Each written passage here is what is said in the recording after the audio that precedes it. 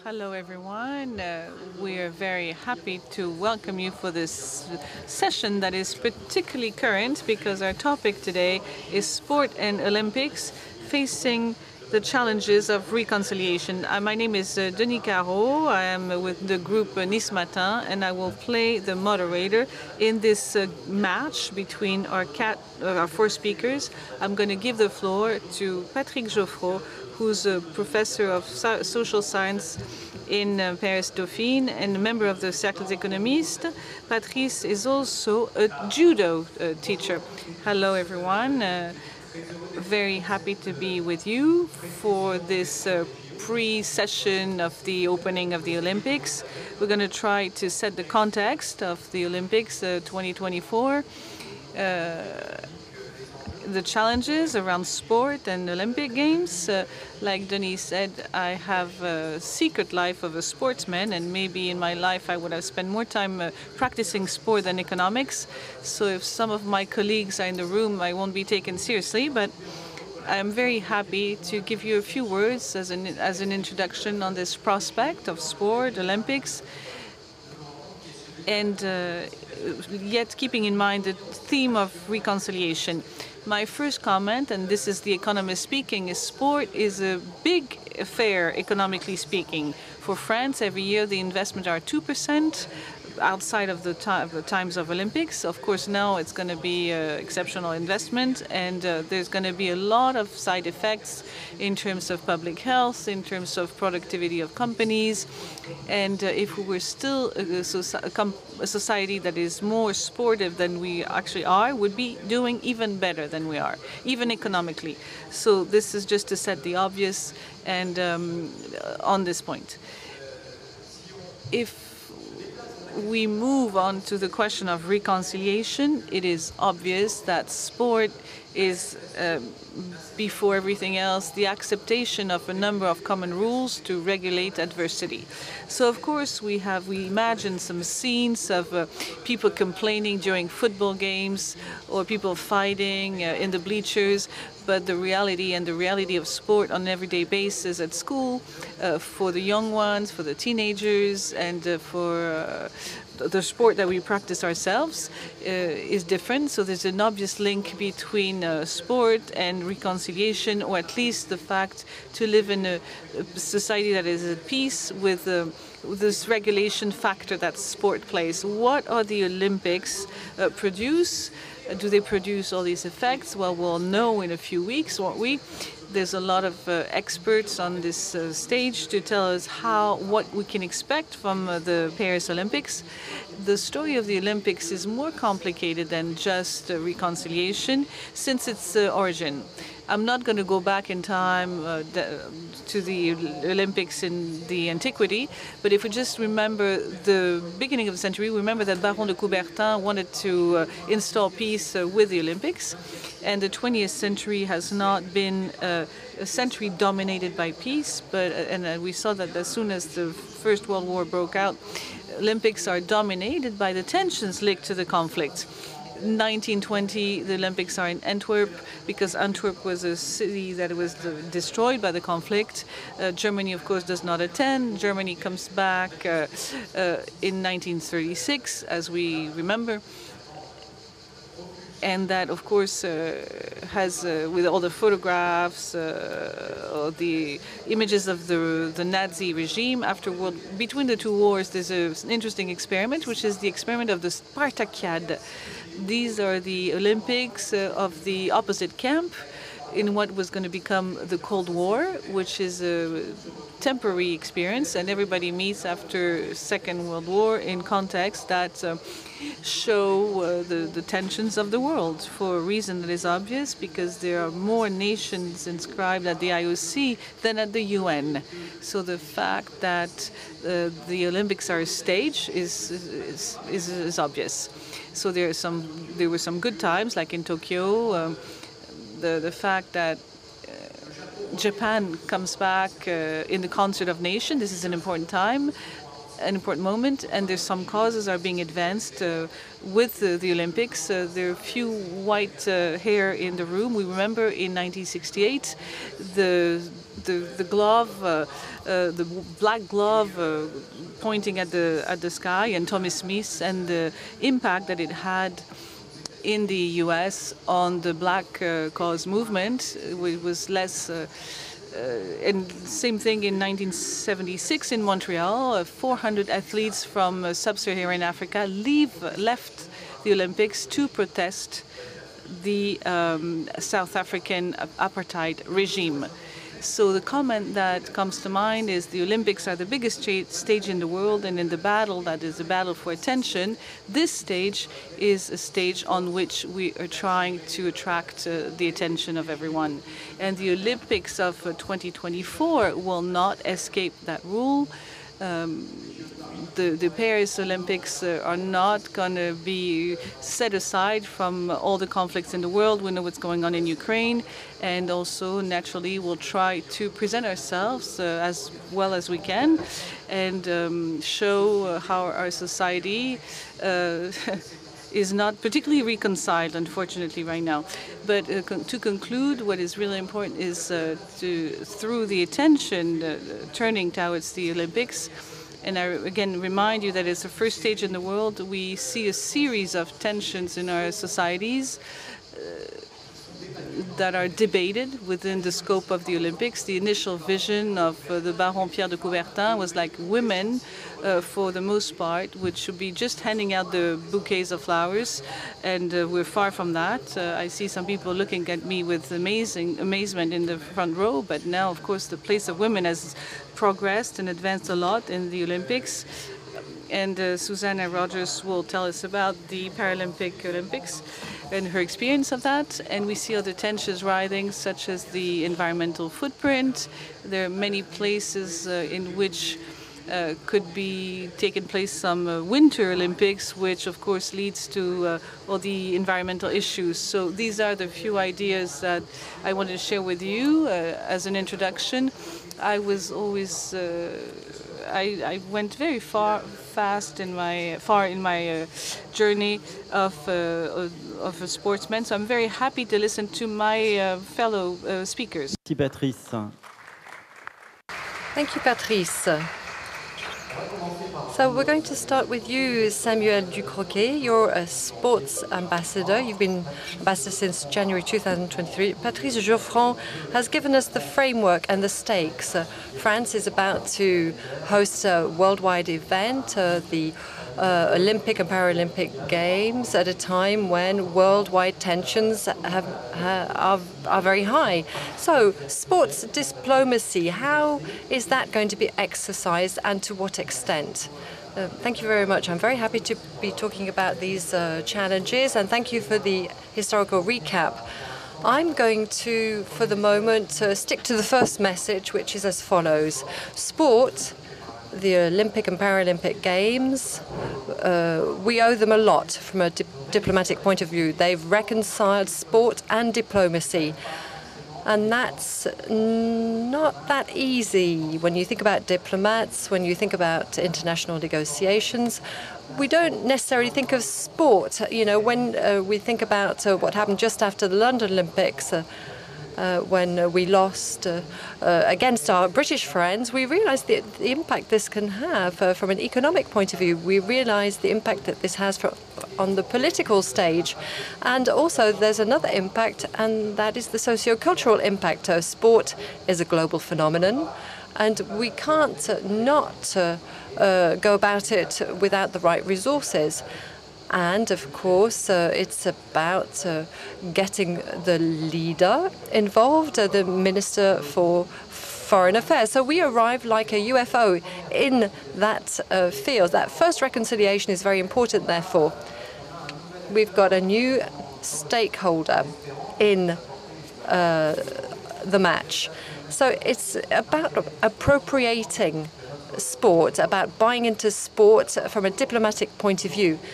Because today we can't be ambassadors without taking into consideration what sport represents in the host country. We can't be an ambassador in Brazil without understanding what football is, or volleyball even, because that's a major sport over there too. We can't forget about that aspect. And I think, we know that now. The second message, reconciliation through sport requires a development policy. And our development policy has to take on board these sports challenges. So there are resources required, helping to build sports infrastructures. So for the youngest populations in countries to be able to do sport, it's about developing sports academies that can bring together education, insertion, young girls, young boys, people who have a disability. There are judo academies in Senegal. There are rugby academies in Cameroon. There's the football academy in Morocco. These challenges, these sports and development challenges, allow us to move forward because the contribution of sport, we know that we have to work on sustainable development goals, and sport can help with that. It means being interested in new populations, not just working with the usual people in the diplomatic circles, but to reach out to new categories of population. And the third message concerns big international sports events, which are great opportunities for a rapprochement. I don't know whether you went to the old part of town in Aix. The terraces were full of people. They were watching the match between France and Spain. No, not Spain, Portugal. Sorry, I'm already thinking about the semi-final. But if you were there last night, you would have seen all of these people watching the match. There are a few opportunities to bring people together, and the Games in Paris 2024 represent that kind of opportunity. More than 184 delegations, 100 or so heads of government who will be coming to Paris for the Games. And that means that we must set an example and provide remarkable games. And Alexandre will talk to us about that. And it means sharing the games, using the games as an opportunity for cooperation. And that's what we'll be doing with the Games for young people in 2026. Thank you very much, Samuel DUCROQUET. Susannah Rogers, we are dying to hear what you have to say. As an athlete, you obtained 6 medals at the Olympic Games, the gold medal in 2016 with the butterfly. So we're dying to hear you, as a woman who is engaged in the defense of disabled people. Tell us how sport is a great vector for inclusion and how we should make sure that this inclusion continues. Hi, thank you very much. Apologies, my French is not good enough to speak, but thanks for having me here today, firstly, and with some great panelists, and congratulations to France on your win, but also congratulations for hosting the Games in a couple of weeks. And I'm sorry that you didn't win in 2012, and we did. I'm sorry about that. But I'm very glad that you are now hosting it in 2024. So best of luck with it. I guess I can talk about, with a number of hats. I can talk about my experience as an athlete. I competed in my home games in London 2012, and for any French athlete who's going to compete in Paris, what a privilege they have to be competing in front of their home crowd. I did that in London, and it still makes me so proud that I had that moment in front of friends and family. And then I competed in Rio, which was a very different games because we were talking about diplomacy, and Brazil was not expected to host a games. And personally, I would like to see more developing nations hosting games, but the cost probably rules them out. But maybe this is something we can work towards in the future. I also, when I retired from sport, I sat on the board of an organisation called Spirit of 2012, which was set up as a legacy from the London 2012 Games. And the idea of Spirit was to take the spirit of the Games into the UK, because it's very easy to centre everything on the capital city. London gets a lot of attention, and it's important to make sure that any legacy of any games reaches populations around the country, not just in the capital. And Spirit invested, or has invested over 10 years, £47 million into projects across the UK that look at how to increase physical activity and sport participation, volunteering, arts and culture, and they've done a lot of surveys on the national population to find out the impact of big events or hosting big events like a Paralympic and Olympic Games, and how that reaches, how that improves people's well-being and how it connects communities. And it's interesting because we can share our data with you that 3 years after the Games, the population was quite inactive, so people weren't practicing sport. So the challenge that you have in France is, everyone's very excited when the games are taking place, but how do you sustain that in the long term to make sure that you're actually continuing the importance of physical activity and the importance of connecting communities? But the good news is that they undertook a survey last year, 10 years after Spirit was founded, and the survey found that nationally, 61% of people are still thinking that those games had a positive impact on UK communities. So hopefully it will be the same in France, that it can bring people together and connect communities and get people to be more active. And from a Paralympic perspective, I think the important thing is to get behind the Paralympic athletes as much as you get behind the Olympic athletes. In London, I would say that we were really embraced, and people came, watched, were amazed, because Paralympic athletes are incredible human beings, and I know many of them, and hopefully they'll compete well, but it's amazing and a privilege to watch the athletes race, because they are the best of the best, as all athletes are, including Olympic athletes. So wishing them the best of luck as well. But I do think that sport does have the power to change the world in a good way. The challenge we have, when you're an athlete in the athletes' village and you're with all the other nations and you're meeting all the other athletes from different countries, it's the only place I've ever experienced that's just peaceful, and we talk to each other as equals.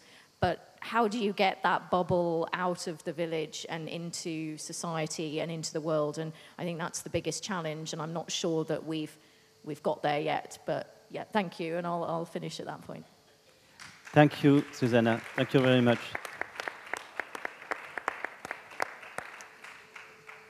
Alexandre Mars, vous êtes... Alexandre Mars, you're an entrepreneur. You're a member of the board for the Olympics in 2024. You're an ambassador. We were talking about the Paris Games. They need to set an example at all levels, socially, environmentally, and not just for the quality of the water in the Seine River. Maybe can you explain to us how you're going to go about all of that? Thank you. Well, let me ask a question. I know that people have just eaten, but who has bought tickets for the Olympic Games? Oh, well done. That's good.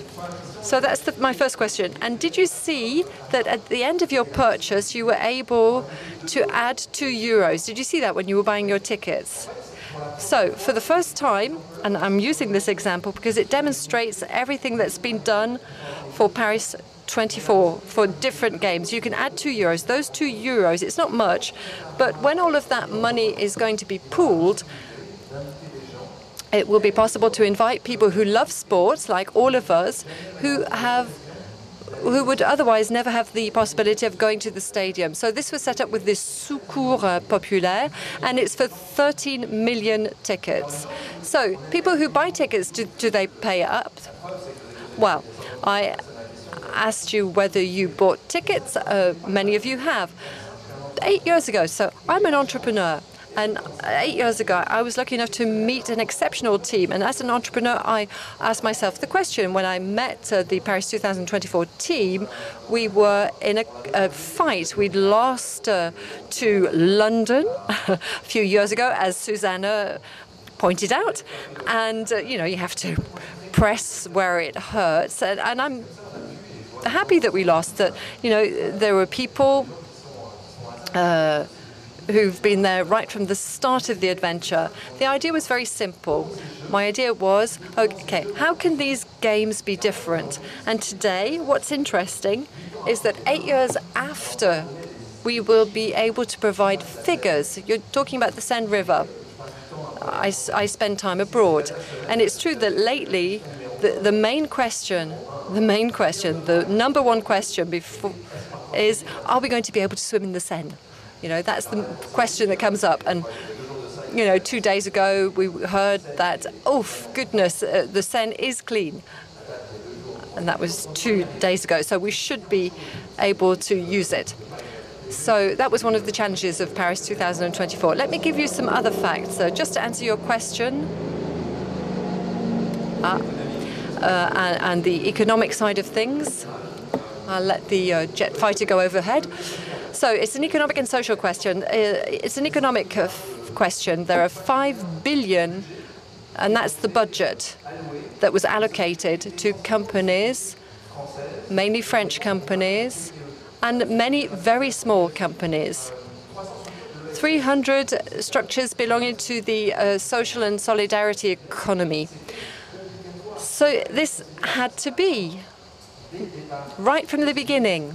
Right from the budget setting, we wanted to make sure that we could have different companies involved. I was talking about the economy. There's a study that was carried out that demonstrated that for €1 allocated, 3 to 10 euros would come back to France. That's important. Every time you have Olympic Games, every time you have these games, and London was the case, Rio, Sochi, it's always been complicated. It's been complicated. Those games, we can be proud of them, those games are going to stick to their budget and stick to the timing as well. So it's not just a question of whether we can swim in the Seine River, but let's be proud. Things will go well. We've got a great Paris 2024 team. We're talking about equality as well, the number of women. We're not very good at being focused on equality, but the games are focused on equality because we've got the same number of female athletes as there are men athletes. You were talking about something else that we didn't know. No Olympic Games has been able to do this in the past. And then just to continue with something else that many people will be familiar with. So we halved carbon emissions compared with the Great London Games. We've halved the emissions. There will only be electricity that is renewable used. And I have lots of examples like this. I've got a list that's so long, I don't know which one I should use so that you find it relevant. So the Paris Olympics, when we talk about heritage, legacy, everything that will be done for Paris, let's hope, will be carried over later. In 2026 in Milan, in 2028 in Los Angeles. The objective is to share everything. And this is what we mean by legacy. It's not just the legacy of a stadium. Very few stadia have actually been built.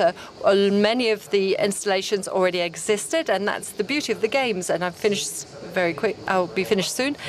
You know, we're talking about a place that everybody is dreaming on.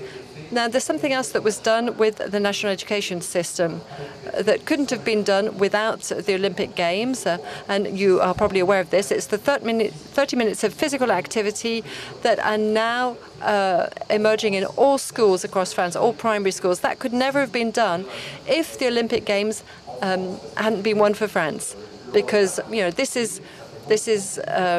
it was about thinking differently, looking at things differently, and we know that sport is essential at all ages and especially at primary school. Thank you very much, Alexandre. Alexandre Mars.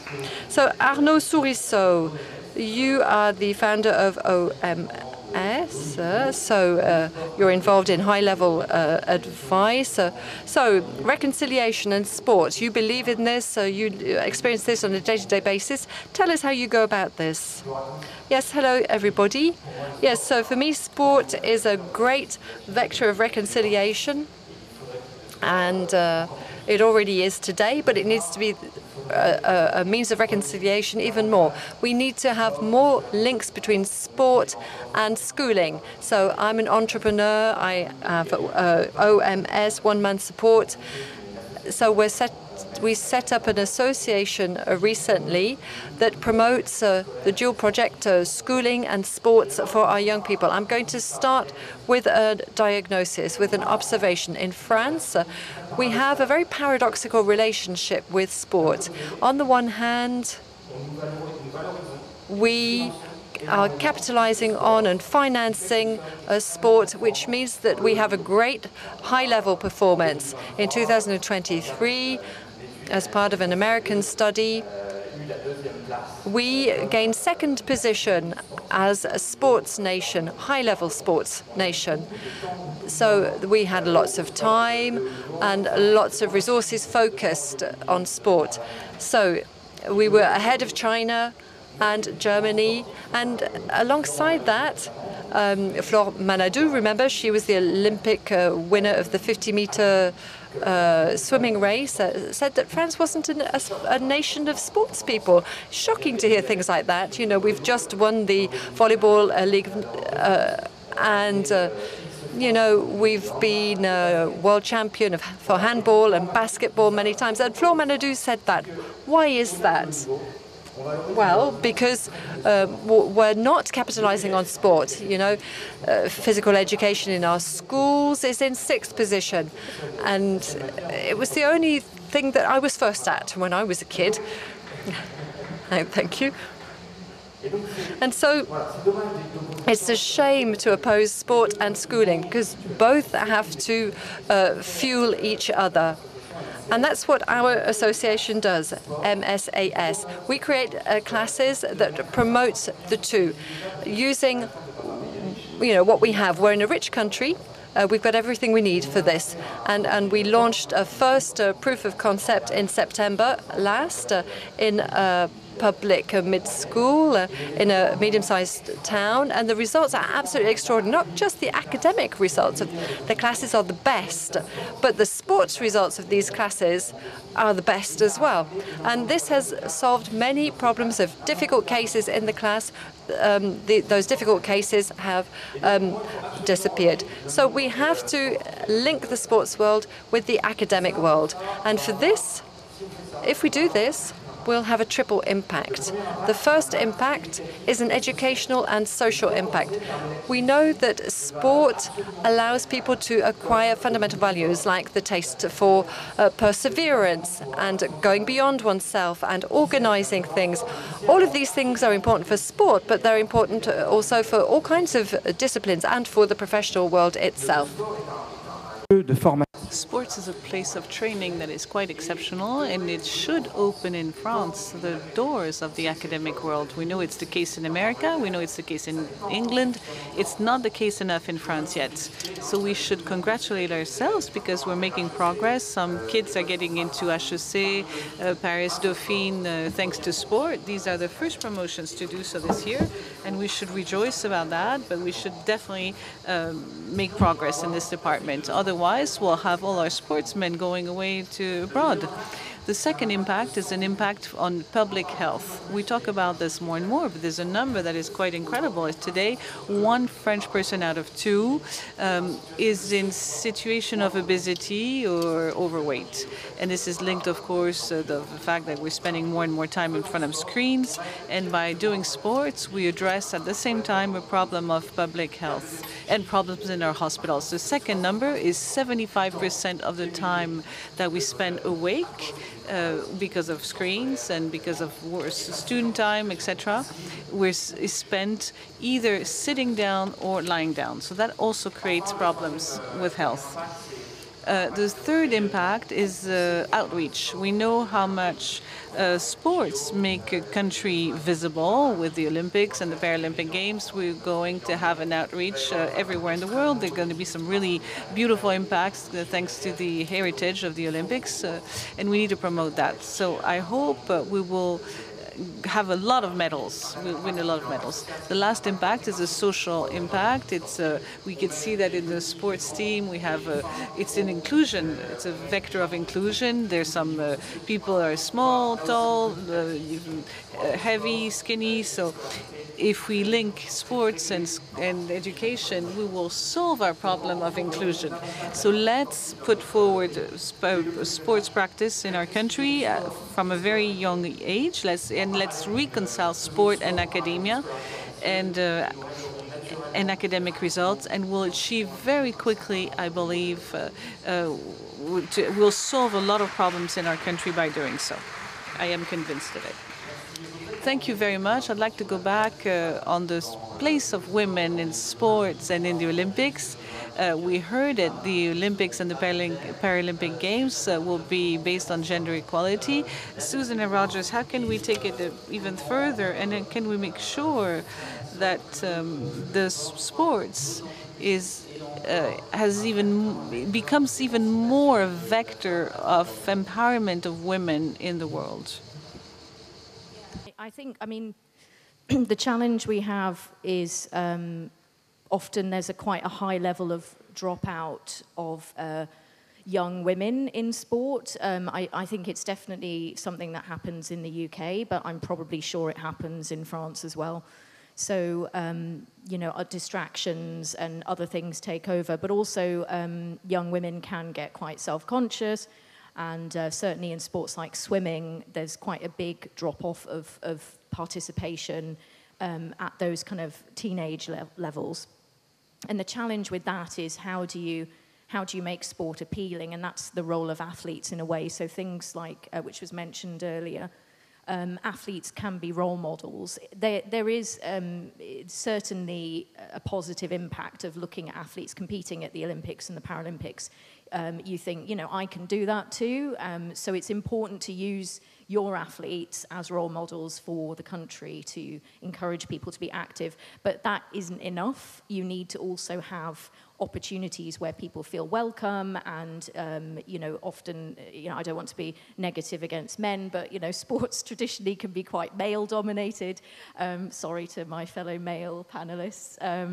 But, it can be quite a male-dominated space. So it's encouraging women to feel comfortable and safe and secure in their participation. And in terms of disability sport, again, there's an attitudinal issue, and that's perhaps on the side of, if I think of leisure facilities and, gyms and swimming pools, you want to feel welcome when you go to train or to be part of an environment. And I was lucky that I always trained with clubs that were very inclusive and encouraged me to participate. And without those people, I would not have won gold at all. So it takes the people around you and the kind of attitudes to really shape it and role models. Thank you, Susannah. Thank you, Susannah. Samuel DUCROQUET, we can see that we're very far from the vision mentioned by Patrice, the vision of women described by Pierre de Coubertin. I love this question because it is going to allow me to put in practice a very practical example of what we did in terms of sports diplomacy for the empowerment of women with our projects internationally. This project is based on a cooperation set up by the Embassy of France in Baghdad, Iraq, and where they got integrated in the ecosystem of sport, and they managed to group the French Federation of Football, the Iraqi Federation of Football, to set up a program over 2 years to help young women football players in Iraq. And this is a professional program because it allowed to give a new momentum to youth that has only known war since they were born, and also to create a prospect of development not only on professional sport but economically as well, with the training of the football players, training the managers, and all these educators from the French Federation of Sport went to Iraq, and they spent several weeks in Iraq to provide this training. And these young ladies came to France, to Clairefontaine, to our sports center, to benefit from this training. And this is a very concrete case of what we can do as diplomats, ambassadors. We can bring to the empowerment of young women and the gender parity in general throughout the world. This project actually led to smaller projects, because we did the same thing with Ghana at their request, and soon we're going to do the same thing with Egypt. So it is a key challenge, key stake of sustainable development that can also lead to concrete achievements. Thank you very much. Arnaud SOURISSEAU, I would like to go back on the education side. Emmanuel Macron has made sport a huge national cause. There's 30 minutes of sport that we mentioned. Sport has always been considered as a tool for the young people in the suburbs. A year ago, the suburbs were set on fire, and do you think that this dimension, do you believe in it, and do you have examples to back it up? Yes, I believe in it very, very much. I'm going to give you just a small anecdote. I have one regret in my life, is not to have excelled more in a sport. That my parents didn't push me enough to really get good at a sport. So if my kids show that ambition, I have 4 kids, and I would love to encourage them to be really, really good at the sport they like. And my 2 eldest ones were good at it, and I didn't push themselves. And I wondered why, and I got my answer very quickly, is in France, we tend to make a contrast between academic results and sports. And it's a mistake, because they should be feeding each other. And we have things that exist. We have sports section in schools, in high schools, but it's more often more sport than academic studies. And I think that's the problem. The problem is the goal is to link both, to promote academic performance. And this is part of the solution, I think, and also for our suburbs, to make sure that thanks to sport, they can be a part of society, and they can combine their school ambitions and their sport ambition. If I may add something, a discussion that I have with Kevin Mayer. Kevin Mayer, you all know him, is one of the biggest athletes alive, because he's a triathlon champion, and he was saying the same thing.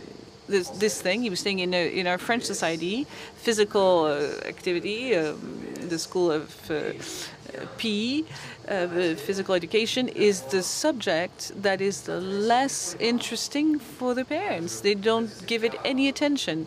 Maybe it's the case elsewhere, but your kid has a bad score in physical education.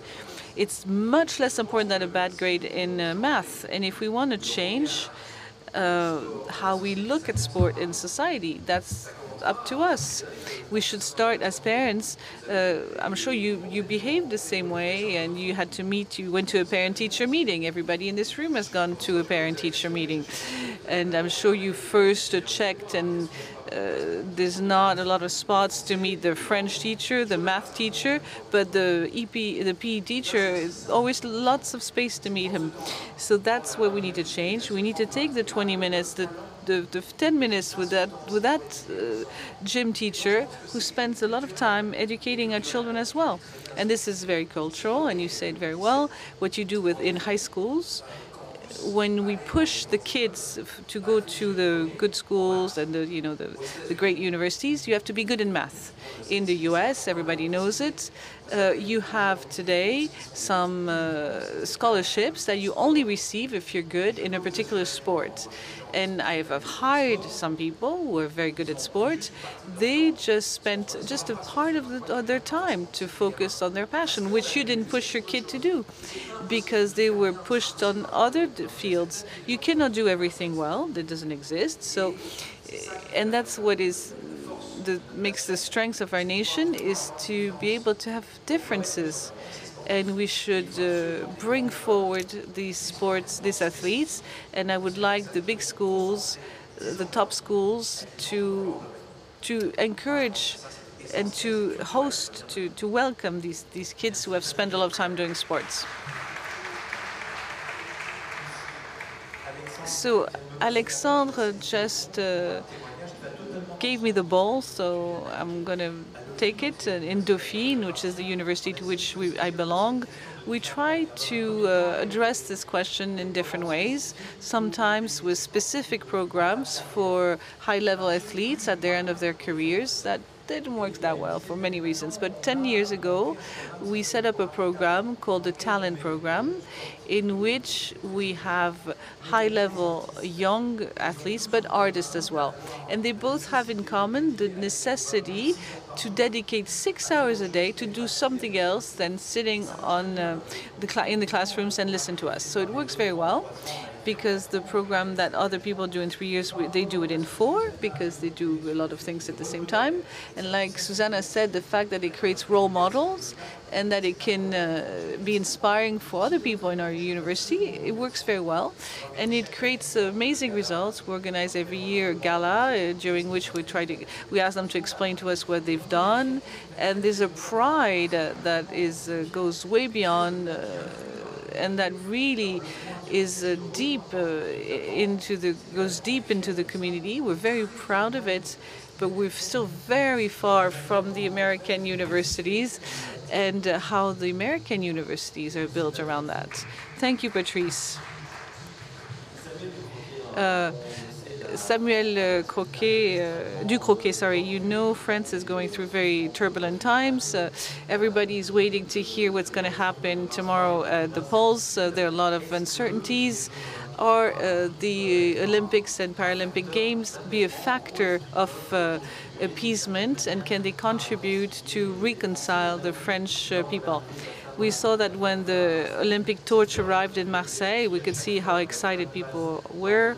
And every time the Olympic torch goes through a city or region, could it be an Olympics effect to boost the morale? It is true that the current context is very particular to each democracy. It is a political life of a country, a democratic life of a country. I don't have any particular comment to make on that. However, for the preparation of the Olympics and Paralympic Games, we really feel, since the torch has arrived from Greece to Marseille on the 8th of May of this year, and since it started traveling throughout France, we can really feel the enthusiasm that this event represents. And we're not talking only about Paris, we're talking about the whole country, all the cities, towns where the torch goes through. And we have this 4 million of people who are gathered around on the side of the roads to acclaim the person carrying the torch. I think it's a very strong symbol. abroad as well, because that's what I look out to. We have this outreach, we have this image of France that is diversified, that has incredible resources, wonderful landscapes, and this is also this image that we project thanks to the torch, the Olympic torch. So we have to cherish those moments, because it's a really beautiful event, and the richness today, the success made by the relay of the Olympic torch is thanks to the teams made by, thanks to the work done by the teams, Paris 2024, and all the teams that were associated to the project, the cities, towns, regions, which contributed, were involved in the project from the get-go, and they were listened to as well, so we can understand their expectations to make sure that these games would be also games that would look like everybody and be a reconciliation factor. Thank you very much. Before we give the floor to the room, I have a question to each of you, very simple and short question. What is your biggest wish for those Olympic and Paralympic Games? Samuel DUCROQUET. Moi, my biggest wish is, and you're going to maybe think that I'm a dreamer, but is really part of this logic of this Olympic truce that as a host country we try to push forward, particularly when we had this truce adopted in New York last November, this moment of appeasement, of celebration in a world that is fragmented. I think that's the word that we use all the time. And to have a parenthesis where we can meet around the common values. Susannah, what is your take? I wish all the athletes, all of them, any country, the best of luck, because I've been in the position and it's very stressful and there's a lot of pressure. So I hope they all do as well as they can do, and don't worry if you don't win. It's not the end of the world. But also, yeah, I hope that France embraces this opportunity. It's a great way to show what a brilliant country you have. It's fantastic. It's a great advert for France to the world. And I hope that the legacy is sustained, and that for years to come, in 10 years' time, you can say that you've had a really big impact on, participation and social connection and cohesion, and the legacy has continued.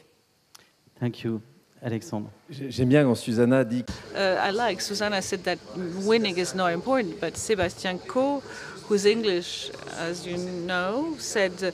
To be second is to be the first of the last. So yes, what matters is to take part in the competition. I believe that everything that was done, Samuel DUCROQUET, you talked about the torch going around the country, but it was never shown that way. Of course, it took years of reflection to get to that point, but everything that was done was quite incredible. We're very lucky to have with this team been capable to do that, and that tomorrow is going to be over. So what we hope is that these 4 weeks of events were going to be great, but this innovation, it's not a technological innovation, it's a concept, and that will be happening elsewhere. Arnaud, we know that the results at major sports events in the nations don't have an impact on the birth rate. No, I'm kidding. We need to put forward sport in France, and we want sport to be one of the 5 priorities on the desk of our future president and government, because I think it has an impact on many, many other things. I'm going to take 2 questions from the room. So the 2 people in front of me, I'm going to please ask quick questions so we can, our speakers have the time to answer them. Hello, my name is Geraldine. I head a company called Marseille. You mentioned sport as a social link and as a factor of school ambition, academic ambition. Isn't it also a tool for economic development of companies? Thank you. Second question. Hello, I was lucky and unlucky. I was lucky to be in the story of Paris 2024, but it also built the whole 2024, which was a success. So we worked on this issue of recognition of sport. We are hosting the games in 3 weeks now. We're waiting 4 billion spectators on TV. We have 20 heads of state. We have 206 countries more than the UN. We have, and I know that, and I don't agree when we say we don't do sport well in school, but middle school it's not so good, but we still have sports associations and we have beautiful participations. We're presenting athletes in France in all disciplines, which is not the case of all countries. So why, when all these numbers are positive, we're 3 weeks away from the event and we're not having a full room here? So who'd like to answer this question? And then we'll go back to the companies. Who would like to take that question? I could say a word with my international angle again. I was part of one of the trips and somebody abroad, and somebody asked me the same question, or the same question came up. And the person of the country that I won't quote said, well, if you want to defend France, let's hear out the foreigners, because he's exactly right. You are a world champion in volleyball, in handball. You are vice champion in basketball. You blah, blah, blah, blah, blah. And why are you you're making a lot of people jealous? Why are you so critical of yourselves? So I fully agree with it, and I am very keen to promote international links, and this is this logic of reciprocity that we're going to try to promote in this sports diplomacy. So having a full room, yeah. I'm also wondering why we don't have a full room, but we have 5 rooms going at the same time. So just on the, of course you're right, but human beings are this way. I grew up by always looking at the glass half full, but at the Rencontres Économiques, it's good that we discuss the Olympics. There are 200 people. Thank you all for being here. It would have been better to have 500, but we're very happy that you're here. And you're right. Maybe we're going to give you some tips so you can benefit from it even more. Human beings are not perfect, so I'm happy to have the people that we have in the room and that they will talk about us. So on the company side, it's fundamental.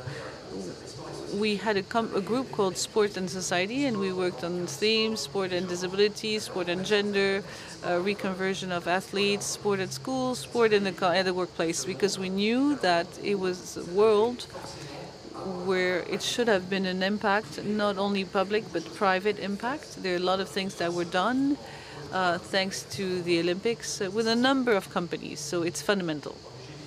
I have the numbers. There was 800 people online. So somebody wants to ask a question. Okay, Jean-Hervé Loradzi, I would like to say, in the name of the team, my organization team, that it's incredible that we talked about sport. Patrice GEOFFRON runs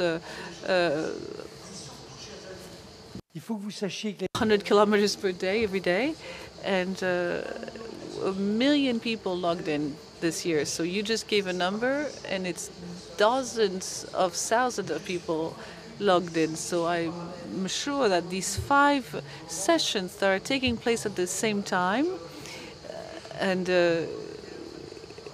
we talk about interest rates, etc. The reality is that sport and your session is probably by far the most listened to and the most that the people are the most enthusiastic about. Thank you. Thank you very much. Patrice, a word just to thank you all. Have you asked everyone to make a dream? Maybe I can make a dream as well as a conclusion. Susannah explained to us that within the village This is a good place for all the nations of the world who accepted to join or to go to the Olympics could mix and mingle. So it is the same. You remember the World Cup, the Football World Cup in '98, and the latest World Rugby as well. Championship was great, so the torch, the Olympic torch, had equivalent results than the Tour de France. It had a similar number of people, and they gave the same image of France because it went basically to the same places. So it's a way to dream, to make people dream. Thank you, everyone, and thank you to the people who are following us online. Before we let you go, a personal message: Alexandre Mars will sign his books called Pause from 5:30 to 6:30 at the Fnac library of the Librairie du Parc.